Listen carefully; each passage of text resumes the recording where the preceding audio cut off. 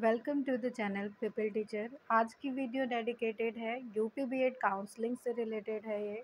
तो इसमें आपको गाइडेंस दी जाएगी कि बीएड के लिए काउंसलिंग आप कैसे कराएं, क्या प्रोसीजर है उसका, कैसे आप काउंसलिंग कर सकते हैं, कैसे कॉलेज चूज़ करेंगे, क्या आपका कॉलेज का सीक्वेंस रहना चाहिए, क्या प्रेफरेंस रहनी चाहिए, देन लास्ट तक आप कैसे काउंसलिंग कराएंगे जाके अपने कैंपस में। तो सारा प्रोसीजर यहाँ पे समझाया जाएगा। इसलिए ये गाइडेंस होगा आपके लिए यूपी बीएड काउंसलिंग से रिलेटेड। तो 2022 की काउंसलिंग के लिए हम इसमें बात करेंगे। तो जो भी कैंडिडेट्स काउंसलिंग कराना चाहते हैं, जिनका भी स्कोर कार्ड आ चुका है, आपकी क्या क्या रैंक है वो आपको बहुत अच्छे से पता चल चुका होगा स्कोर कार्ड के थ्रू। तो सबसे पहले आप ये डिसाइड करिएगा काउंसलिंग के लिए, इसमें आप फर्दर आपको प्रोसेस मिल जाएगा कॉलेज लिस्ट का। तो कॉलेज लिस्ट के लिए सबसे पहले आप according to your score card, according to your rank, आप ये डिसाइड करिए कि आपको किस कॉलेज में एडमिशन लेना है। अगर आपकी रैंक 5000 के अंदर है, 5000 के अंदर है, तो आपको गवर्नमेंट कॉलेज मिल जाएगा बहुत आसानी से। तो आप गवर्नमेंट कॉलेज में अपना एडमिशन लीजिएगा। देन अगर आपकी रैंक 5000 से अबव है, कितनी भी रैंक हो, फिर 5 लाख 6 लाख कितनी भी रैंक है आपकी, उसके अंदर वाले जो है ये रैंक होल्डर्स अपना ये डिसाइड करें कि उन्हें प्राइवेट कॉलेज में कौन से कॉलेज में एडमिशन लेना है। तो उसी के अकॉर्डिंग आप 3 कॉलेज जो है रैंक करेंगे, अपने जो है प्रेफरेंस देंगे।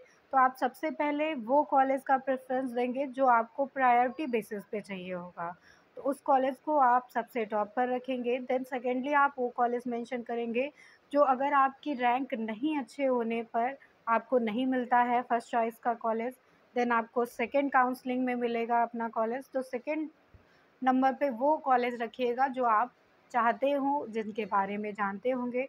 तो इस तरह से वो तीनों कॉलेज आप ऐसे रखेंगे कि जिनके बारे में आपको फुल्ली नॉलेज हो, कैसा वहाँ का इंफ्रास्ट्रक्चर है, कैसी फैसिलिटीज़ हैं, क्या फ़ी स्ट्रक्चर है, एक्सेट्रा एक्सेट्रा। तो इस तरह से आप सबसे पहले ये डिसाइड करिए कि आपकी रैंक क्या है, आप गवर्नमेंट कॉलेज के लिए एलिजिबल हैं या प्राइवेट कॉलेज के लिए। अगर गवर्नमेंट कॉलेज के लिए हैं तो उसमें कोई प्रॉब्लम नहीं है, बहुत अच्छे से आपको कोई भी गवर्नमेंट कॉलेज मिल जाएगा। देन प्राइवेट कॉलेज है तो सबसे पहले आप ये डिसाइड करिए कि आपके लिए कौन से 3 बेस्ट कॉलेज हैं जो आपके नियर अबाउट हों, जिसमें आपको फुल्ली नॉलेज हो, जिससे आप फ़ैमिलियर हो। देन सेकंड पॉइंट यहाँ पे आ जाता है कि अगर आप प्राइवेट कॉलेज जॉइन कर रहे हैं, अपना सेलेक्ट कर रहे हैं, चूज़ कर रहे हैं, तो आपको उस कॉलेज के बारे में पूरी तरह से जानकारी होनी चाहिए। तो प्राइवेट कॉलेज का मतलब हो जाता है कि ऐसा कॉलेज जिसे आप अच्छे से जानते हों, जो आपके घर के पास में हो, या आपकी जो है आर्म्स डिस्टेंस पे हो, या आप उतनी डिस्टेंस पे हो जिसमें आप कन्वीनियंटली जा सकें। क्योंकि फर्स्ट सेम आपको जाना ही पड़ेगा, साइकोलॉजी प्रैक्टिकल्स होते हैं इसमें आपके 6, तो उसमें आपको अटेम्प्ट करने पड़ेंगे ये 6 साइकोलॉजी प्रैक्टिकल। इसलिए ज़रूरी है कि आप अपने कॉलेज को अपने घर के पास में ही चूज़ करें, या उतनी डिस्टेंस हो जितनी डिस्टेंस पे आप अच्छे से आ जा सकें। देन वहाँ की फैकल्टी कैसी है ये आपको पता होना चाहिए, फ़ी स्ट्रक्चर क्या है, एक्स्ट्रा चार्जेस वो लोग क्या लेते हैं, और इसके साथ-साथ वहाँ पे क्या फैसिलिटीज़ आपको प्रोवाइड की जा रही हैं। अटेंडेंस का कोई इश्यू तो नहीं है, या अटेंडेंस के लिए क्या रूल है, वहाँ का स्कोर कार्ड कैसा रहा है, परसेंटेज वहाँ के कैसे रहे हैं, इंटरनल में कैसे मार्क्स देता है वो कॉलेज। तो ये सारी चीज़ें आपको ध्यान में रखनी होंगी। इन सारी इन्फॉर्मेशन को आपको कलेक्ट करके ही अपना कॉलेज डिसाइड करना है। देन थर्ड पॉइंट यहाँ पे आ जाता है कि डीपली आप एडमिशन के टाइम पे एक्सप्लोर करेंगे कॉलेजेस को, देन आप चूज़ करेंगे कॉलेज को। तो इसमें आपको फ़ीस स्ट्रक्चर, एक्स्ट्रा चार्जेस क्या रहेंगे उसके साथ में, क्योंकि एलयू की फ़ीस तो डिसाइडेड ही रहती है, उसमें कोई तरह का फ्लक्चुएशन नहीं होता है। इसमें आपको 51,500 रुपये पड़ती है काउंसलिंग के टाइम में, और उसके बाद 30,000 रुपये सेकेंड ईयर में पड़ेगी। इसके साथ-साथ हर सेमेस्टर में आपको इसमें देखिएगा वेरी हो जाता है, क्योंकि कोई कॉलेज 3,000 रुपये लेते हैं फ़ीस यहाँ पे, कोई 2,500 रुपये ले लेता है एग्ज़ामिनेशन की फ़ीस। देन कोई जो है प्रैक्टिकल चार्जेस नहीं लगाता है, कोई प्रैक्टिकल चार्जेस लगा देता है। तो इस तरह से ज़रूरी हो जाता है यहाँ पे कि आपको उस कॉलेज के बारे में पता हो कि उसका क्या स्ट्रक्चर है। उसके साथ-साथ डेवलपमेंट फ़ी भी लगा दी जाती है। तो इसीलिए मैं आपको बता रही हूँ कि आपको ये ज़रूरी हो जाता है कि आप जिस कॉलेज का नाम लिस्ट करने जा रहे हैं, वहाँ के क्या रूल्स हैं, क्या रेगुलेशन हैं, उनसे आप फ़ैमिलियर हो जाएँ पहले ही, ताकि आपको एडमिशन में या अपने स्टडी टाइम में कोई भी तरह की प्रॉब्लम ना आए। वहाँ का इंफ्रास्ट्रक्चर कैसा है, अटेंडेंस के लिए क्या रूल हैं, फुल अटेंडेंस चाहिए, 75% अटेंडेंस चाहिए, या नॉन अटेंडिंग बच्चा है तो उसके लिए क्या प्रोविज़न है वहाँ पे। देन टीचिंग फैसिलिटी कैसी है, आपको फैसिलिटीज़ क्या दी जा रही हैं। तो टीचिंग के लिए फैकल्टी भी अच्छी होना बहुत ज़रूरी है, क्योंकि इसमें जो साइकोलॉजी प्रैक्टिकल कराए जाते हैं, अगर टीचर उससे थॉरोली पता होगा हर एक चीज़ के बारे में, हर रूल के बारे में, तभी वो आपको अच्छे से एक्सप्लेन कर सकते हैं।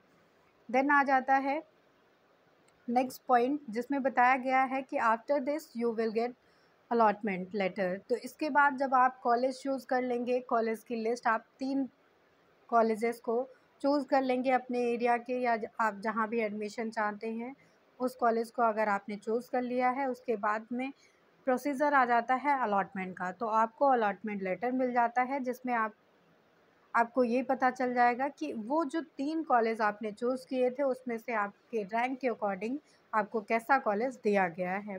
तो ये जो अलॉटमेंट लेटर होता है, वो आपकी प्रेफ़रेंस को देखा जाता है, लेकिन बेस्ड होता है आपकी रैंक पर, आपके स्कोर कार्ड पर। इस तरह से आपको अलॉटमेंट लेटर मिल गया। द नेक्स्ट प्रोसेस आ जाता है इसमें कि आप अब फ़ीस जो है डिपॉज़िट कर दें, जो मैंडेटरी फ़ीस है, और उसके बाद कॉलेज विज़िट करें जाके अपनी काउंसलिंग के लिए।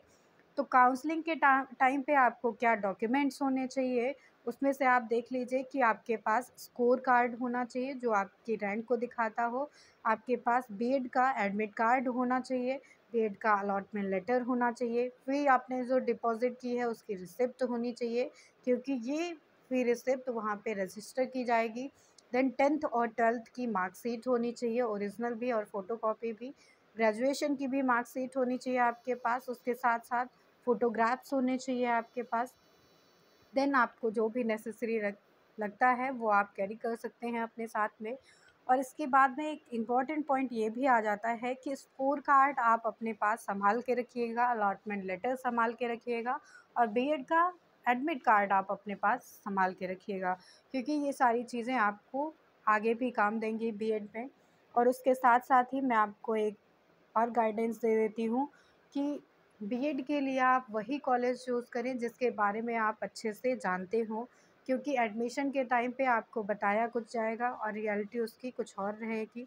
इसलिए आप अपने करियर को सीरियस लेके ऐसा कॉलेज चूज़ कीजिए जिसके बारे में आपको अच्छे से पता हो, क्योंकि ये जो बीएड जैसा कोर्स है वो पूरी तरह से टीचर पे डिपेंड करता है, क्योंकि आज के टाइम पे इसमें सारी एक्टिविटीज़ हैं तो वो टीचर के थ्रू ही कंडक्ट कराई जाती हैं, इसलिए आपको ये गाइडेंस दी जा रही है। तो ये गाइडेंस था आपके लिए यूपी बीएड काउंसलिंग से रिलेटेड। Thank you everyone.